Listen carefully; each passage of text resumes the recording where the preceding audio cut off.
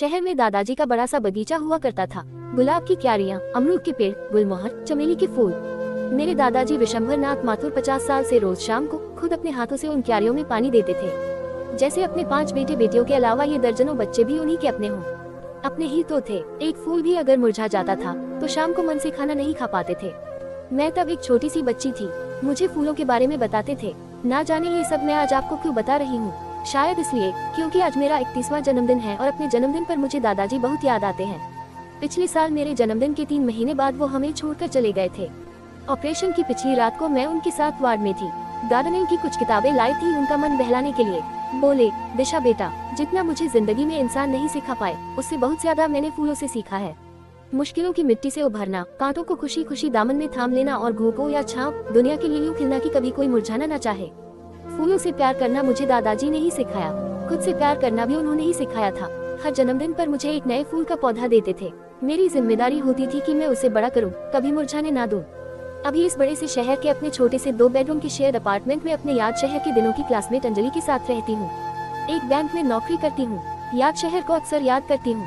घर में दादाजी की याद में 5 छोटे छोटे गुलदस्ते लगाए हैं जिन्हें पानी न देने पर अंजलि पर गुस्सा होती रहती हूँ। आज मैंने सोचा कि उसे डिनर पर ले जाऊंगी। घर पहुंची तो देखा अंजलि कब से तैयार बैठी है, मेरी देरी पर फर्जी गुस्सा दिखाते हुए। कमरे के बीचों बीच एक बिन बुलाए मेहमान की तरह बड़ा सा खूब बड़ा फूलों का गुलदस्ता रखा था व्हाइट लिलीज का। मैंने पूछा, किसने भेजा है? अंजलि बोली, पता नहीं, कोई नाम नहीं था। ये तो बड़ी मिस्ट्री हो गई थी। किसने भेजा होगा ये गुलदस्ता? अंजलि का नकली गुस्सा कुछ ही देर में काफूर हो गया। हो भी क्यों ना, वो मेरी बेस्ट फ्रेंड है। ऑर्डर करने लगी रोज की तरह, ये पहनूं या वो पहनूं, ब्लैक ड्रेस और वो पर्ल वाला नेकलेस जो प्रशांत ने दिया था। प्रशांत के बारे में बताया नहीं आपको? मेरा एक्स बॉयफ्रेंड। खैर छोड़िए, अंजलि का ऑर्डर टालना मुश्किल है। वो मेरी माँ, मेरी बहन और बॉयफ्रेंड सारे रोल इन टू वन है। बड़े शहर में मेरे शहर का इकलौता कनेक्शन है वो। अक्सर जब खाली बैठते हैं तो हम पुराने वक्त की बातें करते हैं, हंस लेते हैं और थोड़ा रो भी लेते हैं। अंजलि बार बार कहती रही, ये फूल किसने भेजे है भाई? ये मिस्ट्री कैसे सॉल्व होगी? कौन है तेरा ये सीक्रेट एडमायरर? हम दोनों तैयार हो गए। अंजलि बोली, एम्बुलेंस सर्विस का नंबर है। Real hot touching love story. मैंने कहा, क्या हो गया?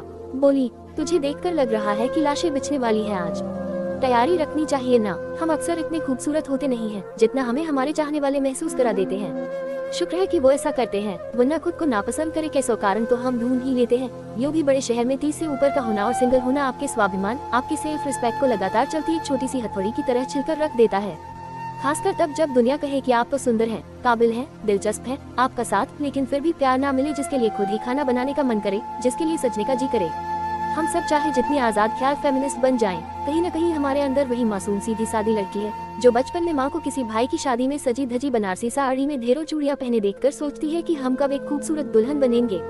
तब से अब तक मेरी जैसी हजारों लड़कियां सच्चे प्यार की तलाश में 30 बरस गुजार देती हैं और फिर सोचती हैं, अरे हम तो अकेले रह गए।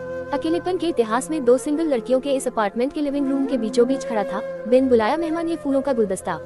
तन्हाई बुलाने का इंजेक्शन सा लग रहा था। क्या अंजलि सही कह रही थी? सचमुच क्या किसी सीक्रेट एडमायरर ने भेजा था? ये कौन होगा? किसने भेजा होगा ये खूबसूरत फूलों का गुलदस्ता? हॉल से बाहर निकले तो मैंने फिर से उसकी ओर पलटकर देखा, जैसे प्रोस्पेक्टिव पति मिल गया हो और उसे मैं छोड़कर नहीं जाना चाहती हूँ। Sad short love stories in Hindi. रिश्तों के मामले में काफी अजीब सा रिकॉर्ड रहा है मेरा। याद शहर में कॉलेज के दिनों में कभी ये सब सोचा ही नहीं। हालांकि अंजलि के हाथों अक्सर रूलदार कागज पर शर्मा शर्मा कर लिखे हुए लव लेटर्स चले ही आते थे। To be continued, part 2।